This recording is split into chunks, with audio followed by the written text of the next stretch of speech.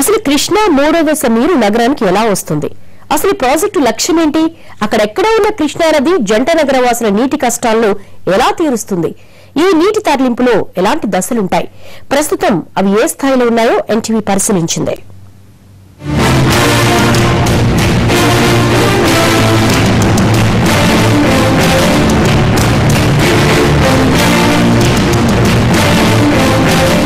హైదరాబాద్ మహానగరం రోజు రోజుకి విస్తరిస్తోంది. జంట నగరాల జనాభా ఇప్పుడు దాదాపుగా 1 కోటికి చేరువైంది. ఒకప్పుడు ఉస్మాన్ సాగర్, హిమాయత్ సాగరే నగరవాసుల నీటి కష్టాల్ని తీర్చేవి. తర్వాతి కాలంలో మంచినీటి డిమాండ్ పెరిగింది.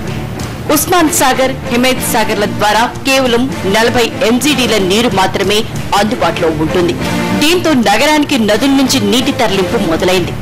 మంజీరా నది నుంచి 4 దశల్లో 120 ఎంజీడీల నీటిని తరలిస్తున్నారు. అలాగే కృష్ణా నది నుంచి 2 దశల్లో మరో 180 ఎంజీడీల నీరు నగరానికి సరఫరా అవుతోంది. ఇంత నీరొచ్చినా నగరవాసుల డిమాండ్ సగం కూడా సరిపోవటం లేదు. మొత్తంగా అందుబాటులో ఉన్న నీరు 340 ఎంజీడీలు అయితే హైదరాబాద్ వాస్తవ డిమాండ్ 732 ఎంజీడీలుగా ఉంది.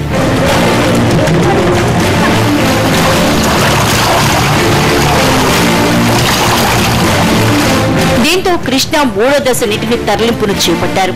ఎలిమినేటి మాధవరెడ్డి కెనాల్ నుంచి మొదటి 2 దశల్లో 11 టీఎంసీల నీరు నగరానికి వస్తోంది. మూడో దశలో మరో 5.5 టీఎంసీల నీటిని తరలించాలన్నది లక్ష్యం. కెనాల్ నుంచి డ్రా చేసిన నీటిని కిలోమీటర్ దూరంలోని కోదండపూర్కు గ్రావిటీ ద్వారా తరలిస్తారు. అక్కడ 324 ఎకరాల్లో ఏర్పాటు చేసిన ట్రీట్మెంట్ ప్లాంట్ ఫిల్టర్ బ్లేడ్ లో 3 దశల్లో నీటిని శుద్ధి చేస్తారు. శుద్ధి తర్వాత నీరు ఫిల్టర్ బ్లేడ్లలోకి వెళ్లాలి. అక్కడ ప్రత్యేక పద్ధతిలో చెత్తా చెదారాలు లేకుండా శుభ్రపరుస్తారు. ఒక్కో ఫేజ్ కు 40 చొప్పున ఫిల్టర్ బెడ్లు ఉన్నాయి. ఇలా శుద్ధి చేసిన వాటర్ లో ఆక్సిజన్ శాతం తక్కువగా ఉంటుంది. డిఫ్యూజ్డ్ ఏరియేషన్ ద్వారా నీటిలో ఆక్సిజన్ స్థాయిని పెంచుతారు. ఆ తర్వాత ప్రీక్లోరియేషన్ ప్రక్రియ జరుగుతుంది. ఆ తర్వాత ఆలం కలుపుతారు. భార లోహాలు, సూక్ష్మ కణాలు, క్రిమికీటకాలని వేరు చేసిన తర్వాత నగరానికి 78 కిలోమీటర్ల దూరంలో ఉన్న గుండ్గల్ కు నీరు చేరుతుంది. ఇక్కడ 22.5 మిలియన్ గ్యాలర్ల సామర్థ్యం ఉన్న 2 రిజర్వాయర్లు ఉన్నాయి. అక్కడి నుంచి గ్రావిటీ ద్వారా సాహెబ్ నగర్ కు కృష్ణా జలాలు చేరుకుంటున్నాయి.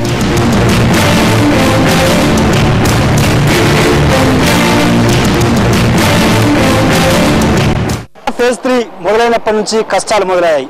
2012 మే 26న ప్రారంభమైన ఈ ప్రాజెక్ట్ ఇప్పటికీ నత్తనడకనే కొనసాగుతుంది. ఇటు అధికార నిర్లక్ష్యం, మరోవైపు కాంట్రాక్టర్ల నిర్లక్ష్యానికి తోడు ఎందుకంటే స్థానికంగా ఉన్నటువంటి పరిస్థితులు కూడా కృష్ణా ఫేజ్ 3కి ఇబ్బందిగా మారాయి. పుట్టంగండి ప్రాజెక్టు ఎలిమినేటి మాధవరెడ్డి ప్రాజెక్టు వద్ద నాగార్జున సాగర్ బ్యాక్ వాటర్ నుంచి అక్కడ స్టోరేజ్ చేస్తారు. ఆ తర్వాత ఎలిమినేటి మాధవరెడ్డి కెనాల్ నుంచి ఇక్కడ నుంచి అక్కంపల్లి బ్యారేజ్కి వాటర్ వెళ్ళాలి. అయితే ఇక్కడ ఎందుకంటే రిజర్వాయర్ కనుక అక్కడ పుట్టంగండి రిజర్వాయర్లో కనుక వాటర్ ఆపితే తప్ప ఇక్కడ వర్క్స్ చేయలేని పరిస్థితి. ఇది పూర్తి స్థాయిలో ఇరిగేషన్, అదేవిధంగా సీఎం స్థాయిలో నిర్ణయం తీసుకోవాల్సి ఉంది. అయితే గత కొద్ది రోజులుగా అంటే గత కొద్ది నెలలుగా అధికారులు చేసినటువంటి నిర్లక్ష్యం వల్ల భారీ మూల్యమే చెల్లించుకోవాల్సి వచ్చింది. ఇటీవలే సీఎం కేసీఆర్ గ్రీన్ సిగ్నల్ ఇవ్వడంతో ఏప్రిల్ 4వ తారీఖున పుట్టంగండి ప్రాజెక్టులో రిజర్వాయర్ నుంచి ఎలిమినేటి మాధవరెడ్డికి వచ్చేటువంటి కెనాల్కు వాటర్ నిలిపివేస్తున్నారు. ఆ పుట్టంగండి రిజర్వాయర్ నుంచి నల్గొండ జిల్లాకు సాగునీరు అందిస్తారు. 24 గంటల పాటు ఈ వాటర్ని కనుక డ్రై చేస్తే తప్ప ఇక్కడ నుంచి పైప్ లైన్ వేయడం సాధ్యం కాదు అని చెప్పి ఇప్పటికే ఎక్స్పర్ట్స్ చెప్తున్నటువంటి పరిస్థితి. ఈ నేపథ్యంలో ఏప్రిల్ 4వ తేదీన ఇక్కడ నుంచి ప్రస్తుతం మనం చూస్తున్నది ఎలిమినేటి మాధవరెడ్డి కెనాల్. ఇక్కడ దీనికి పైన పుట్టంగండి ప్రాజెక్ట్ ఉంటుంది. దానికి పైన నాగార్జున సాగర్ బ్యాక్ వాటర్ నుంచి ఈ కెనాల్ కు వాటర్ వస్తూ ఉంటుంది. సో ఇక్కడ నుంచి ఇదంతా బ్రేక్ చేస్తే తప్ప అంకంపల్లి రిజర్వాయర్ కు వాటర్ పోలేని పరిస్థితి నెలకొంది. సో మార్చి 1వ వారం వస్తాయి, మార్చి 2వ వారం వస్తాయి, మార్చి 3వ వారం వస్తాయి. అధికారుల నుంచి మంత్రుల వరకు కృష్ణా ఫేజ్ 3 వాటర్ పై చెబుతున్నటువంటి కళ్ళబొల్లి కబుర్లుగా మనం చెప్పుకోవచ్చు. ఎందుకంటే 13 నెలల్లో 2012 మే 26న ప్రారంభమైనటువంటి ఈ ప్రాజెక్టు కేవలం 13 నెలల్లోనే డిసెంబర్ 2013లో పూర్తి చేయాల్సి ఉంది. 1670 కోట్లతో ముందుగా ఈ ప్రాజెక్టును ప్రారంభించారు. ఆ తర్వాత మొబిలైజేషన్ కింద కాంట్రాక్టులకు అప్పనంగా 150 కోట్లు మళ్లీ అదనంగా చెల్లించాల్సిన పరిస్థితి నెలకొంది. 2015 ఏప్రిల్ వస్తున్నప్పుడు కూడా కృష్ణా థర్డ్ ఫేజ్ జంట నగరాల వాసులకు ఇప్పటికే అందుబాటులో రాకుండా పోతుంది. కృష్ణా ఫేజ్ 1, ఫేజ్ 2 ద్వారా ఇప్పటికే 180 మిలియన్ గ్యాలన్ల నీటిని జంట నగరాలకు వాడుతున్నారు.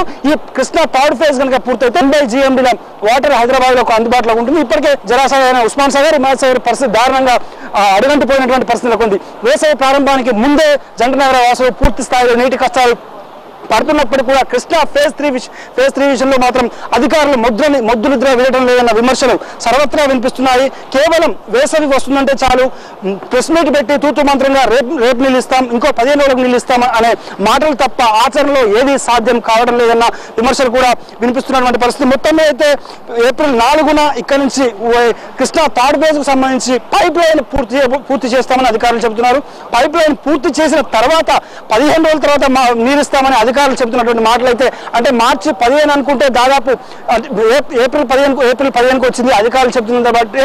అయితే వాస్తవ పరిస్థితులు మాత్రం అందుకు విరుద్ధంగా ఉన్నాయి. మే చివరి నాటికి కూడా కృష్ణా ఫేజ్ 3 వాటర్ జంటనగర వాసులకు అందుబాటులోకి వచ్చేటువంటి పరిస్థితి మాత్రం ప్రత్యక్షంగా క్షేత్రస్థాయిలో మాత్రం కనిపించడం లేదు.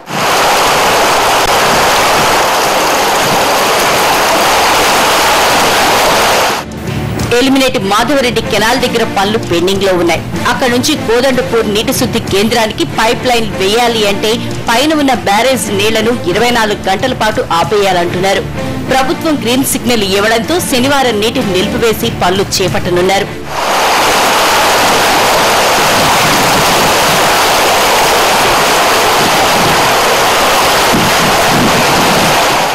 కోదండపూర్ వద్ద నీటి శుద్ధి కేంద్రాల నిర్మాణం బేసిక్ దశలోనే ఉన్నాయి. కెనాల వద్ద పనులు పెండింగ్ లోనే ఉన్నాయి.